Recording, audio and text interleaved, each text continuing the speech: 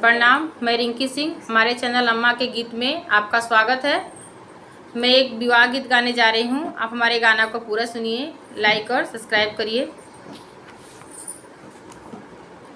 पापा जी एक दुल्हा खोजब कॉलेजिया, कॉलेज के लड़का सुंदर जी।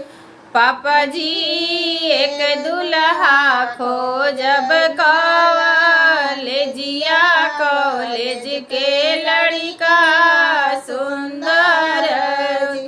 बेटी हो कॉलेज के लड़का आवारा, तिलक बहुत ज्यादा मांगा।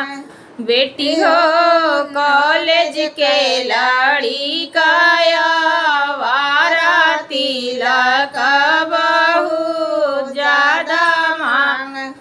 पापा जी खोल दे अब मम्मी के तिजोरिया, तिलक रौरा पूरा कर।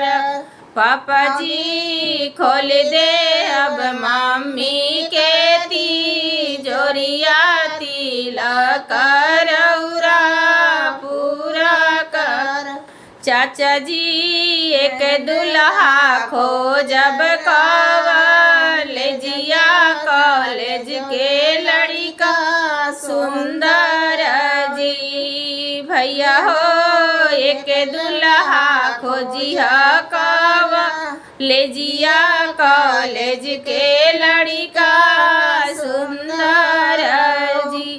बेटी हो कॉलेज के लड़का आवारा, तिलक बड़ी ज्यादा मांग।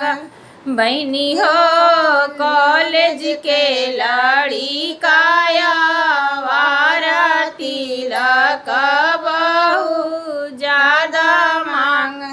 चाचा जी खोल दे अब चाची के तिजोरिया, तिलक तू पूरा कर।